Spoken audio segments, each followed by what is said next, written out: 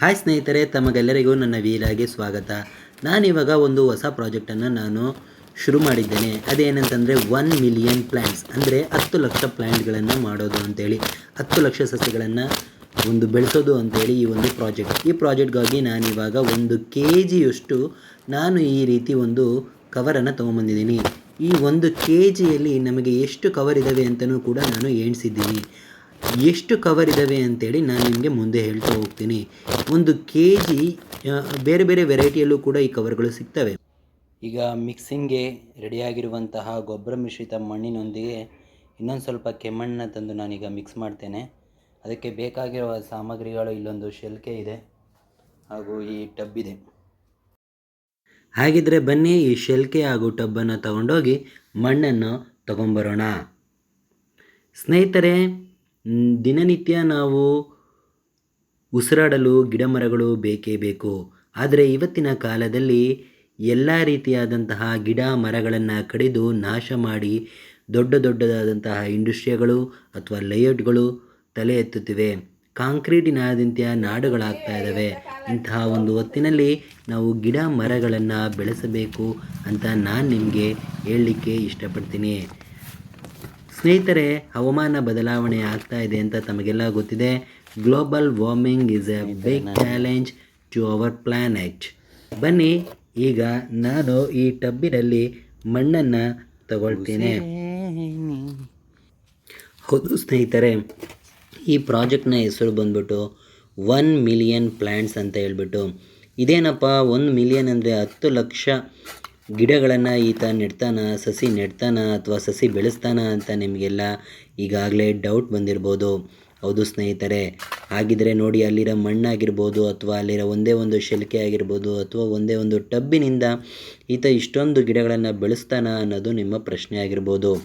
ಆದರೆ ಹನಿ ಹನಿ ಕೂಡಿದರೆ ಹಳ್ಳ, ತೆನೆ ತೆನೆ ಕೂಡಿದರೆ ಬಳ್ಳ ಅನ್ನೋ ಒಂದು ಮಾತಿನಿಂದ ನಾನು ಈ ಕೆಲಸವನ್ನು ಶುರು ಮಾಡಿದ್ದೀನಿ ಸ್ನೇಹಿತರೆ.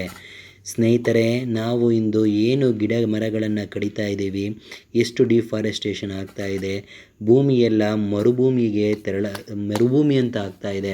ಇಂಥ ಸಂದರ್ಭದಲ್ಲಿ ಹೊಸ ಗಿಡಗಳನ್ನು ನಾವು ಬೆಳೆದು ಅದನ್ನು ನಾವು ಪೋಷಿಸಬೇಕಾದಂತಹ ಒಂದು ಪರಿಸ್ಥಿತಿ ಇದೆ ಗೆಳೆಯರೇ. ಈಗ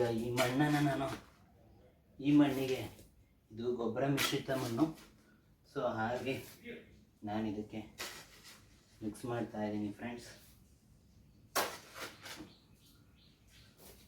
ಏಕೆಂದರೆ ಗೊಬ್ಬರ ಮಿಶ್ರಿತ ಮಣ್ಣಲ್ಲಿ ಕೆಮ್ಮಣ್ಣನ್ನು ಹಾಕಿದ್ರೆ ಇನ್ನೂ ಒಂದು ಒಳ್ಳೆ ಗಿಡಗಳು ಚೆನ್ನಾಗಿ ಬರ್ತವೆ.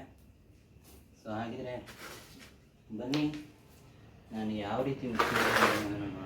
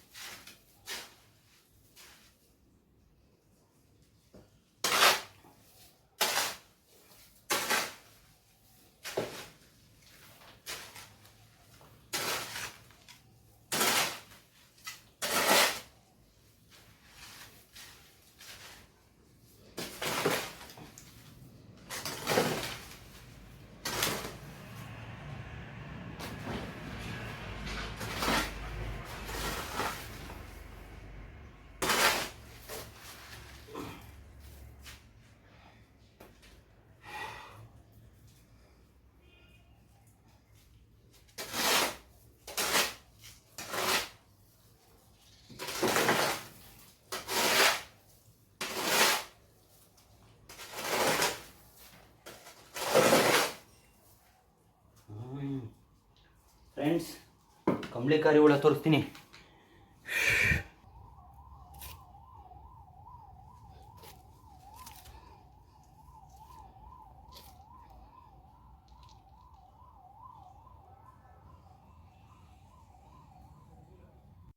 ಇದು ಕುಂಬಾರ ಹುಳ ಅಂತ ಹೇಳ್ಬಿಟ್ಟು ಕರೀತಾರೆ. ಈ ಕುಂಬಾರ ಹುಳದಿಂದ ಕಚ್ಚಿಸ್ಕೊಂಡ್ರೆ ಸ್ವಲ್ಪ ಗಾಯಗಳಾಗ್ಬೋದು, ನೋವಾಗ್ಬೋದು, ಮತ್ತು ಅದಕ್ಕೆ ನೀವು ಮೆಡಿಸಿನ್ ತಗೊಳ್ಬೇಕಾಗುತ್ತೆ. ಹಾಗಾಗಿ ನೀವು ಹುಷಾರಾಗಿರಿ. ಯಾಕೆ ಇದಕ್ಕೆ ಕುಂಬಾರುಳ ಅಂತ ಕರೀತಾರೆ ಗೊತ್ತಾ ಫ್ರೆಂಡ್ಸ್? ಇದು ಕುಂಬಾರಗಳು ಮಡಿಕೆ ಮಾಡಲು ಮಣ್ಣು ತಂದು ಹಾಕ್ತಾಯಿದ್ರಲ್ವಾ, ಸೊ ಆ ಒಂದು ಮಣ್ಣಿನಲ್ಲಿ ಇದು ಮನೆ ಕಟ್ಕೊಂಡು ಇದನ್ನು ಜೀವನ ಮಾಡ್ತಾ ಇರುತ್ತೆ.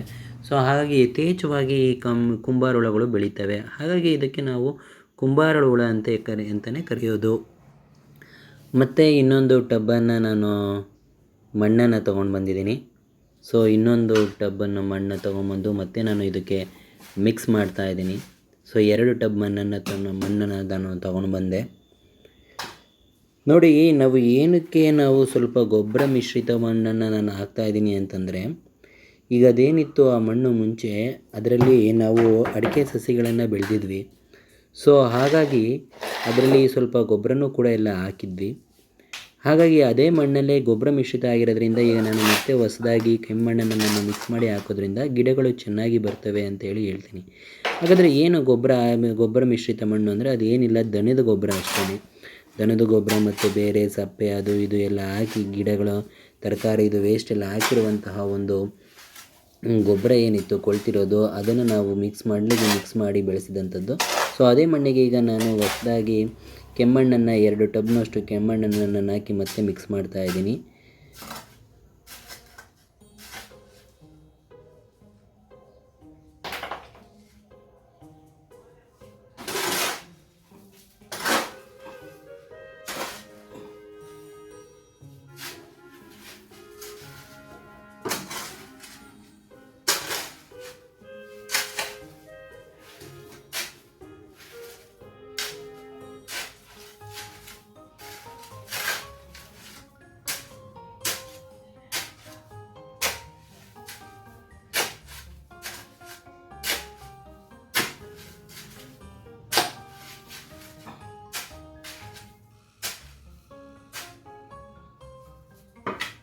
ಫ್ರೆಂಡ್ಸ್, ಈ ಥರ ಹುಳಗಳು ಜಾಸ್ತಿ ಇದ್ದಾವೆ.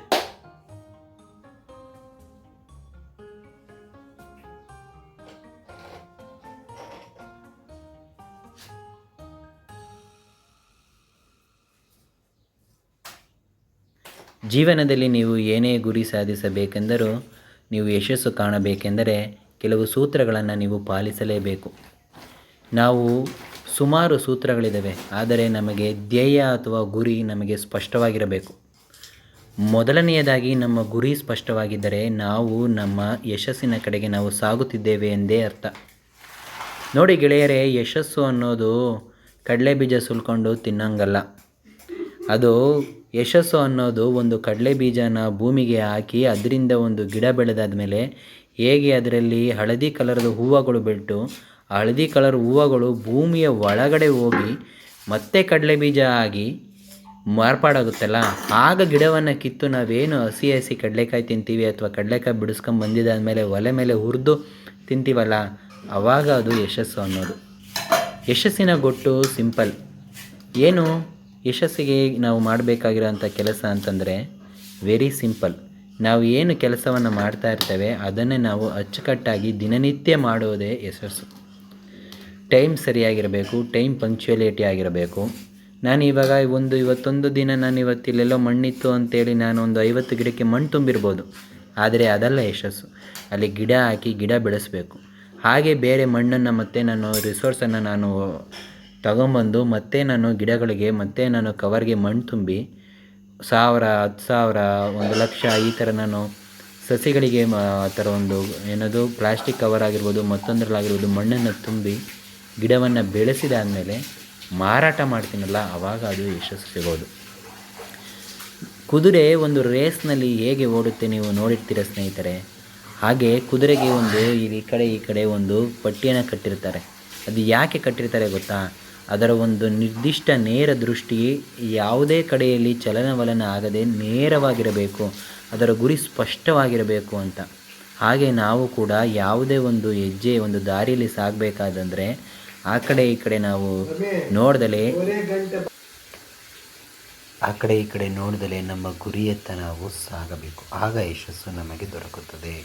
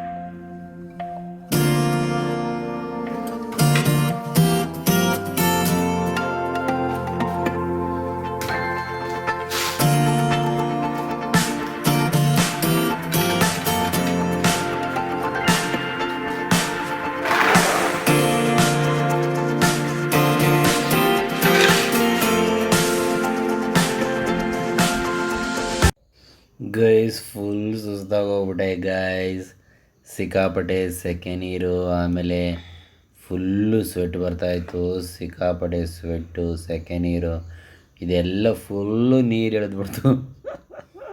ಅದಕ್ಕೆ ಹೇಳೋದು ಅಪರೂಪಕ್ಕೆ ಏನು ಮಾಡೋಕ್ಕೆ ಹೋಗ್ಬಾರ್ದು, ಮಾಡಿದ್ರೆ ನಿಧಾನವಾಗಿ ಸ್ವಲ್ಪ ಹೊತ್ತು ಮಾಡಬೇಕು ಅಂತ.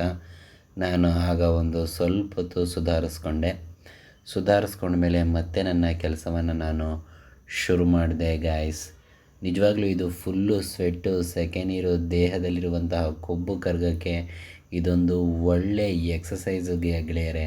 ನಿಜವಾಗ್ಲೂ ನೀವು ಬೇರೆ ಬೇರೆ ರೀತಿಯಾದ ಮಣ್ಣನ್ನು ಮಿಕ್ಸ್ ಮಾಡೋದು, ಕೈಯಿಂದ ಮಿಕ್ಸ್ ಮಾಡೋದು ಅಥವಾ ಶೆಲ್ಕೆಯಿಂದ ಮಿಕ್ಸ್ ಮಾಡೋದು, ಅದನ್ನು ಮಿಕ್ಸ್ ಮಾಡಿದಾದಮೇಲೆ ಒಂದು ಚೀಲದಲ್ಲಿ ತುಂಬೋದು ಏನಿದೆ, ನಿಜವಾಗ್ಲೂ ಅದೊಂದು ಅದ್ಭುತವಾದಂತಹ ಒಂದು ಎಕ್ಸ್ಪೀರಿಯೆನ್ಸು. ಇಂತಹ ಒಂದು ಚಟುವಟಿಕೆಯನ್ನು ಮಕ್ಕಳಿಗೆ ಹೇಳ್ಕೊಡೋದು ತುಂಬಾ ಒಳ್ಳೆಯದು ಅಂತೇಳಿ ನನ್ನ ಅಭಿಪ್ರಾಯ ಗೆಳೆಯರೆ. ಈಗ ನಾನು ಏನು ಕವರ್ ತಗೊಂಬಂದಿದ್ದೆ, ಆ ಕವರ್ಗೆ ನಾನು ಈಗ ಮಣ್ಣನ್ನು ಮಿಕ್ಸ್ ಮಾಡಿರುವಂತಹ ಮಣ್ಣನ್ನು ನಾನೀಗ ಕವರ್ನಲ್ಲಿ ತುಂಬ್ತಾ ಹೋಗ್ತೀನಿ. ಸುಮಾರು ಎಷ್ಟು ಗಿಡಗಳನ್ನು ನಾನು ತುಂಬ್ತಾ ಹೋಗ್ತೀನಿ ಅಂತೇಳಿ ನೀವು ಈ ವಿಡಿಯೋ ನೋಡ್ತಾ ಕೌಂಟ್ ಮಾಡಿ.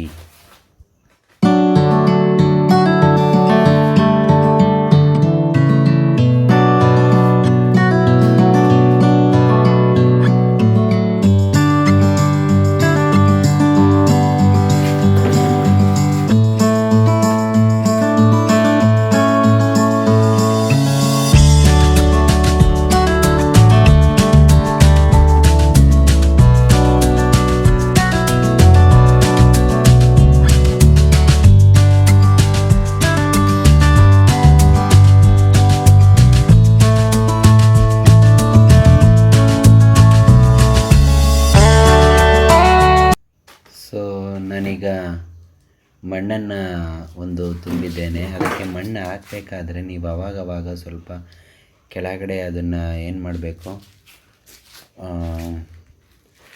ಮೇಲಿಂದ ಕೆಳಗಡೆ ಸ್ವಲ್ಪ ಅಲ್ಲಾಡಿಸ್ಬೇಕು. ಆವಾಗ ಅದು ಕೆಳಗಡೆ ಮಣ್ಣೆಲ್ಲ ಬಂದು ಕೆಳಗಡೆ ಕೂರುತ್ತೆ. ಸೊ ಗ್ರಾವಿಟಿಯಿಂದ ಮತ್ತು ನೀವು ಮಣ್ಣನ್ನು ಹಾಕ್ಬೋದು.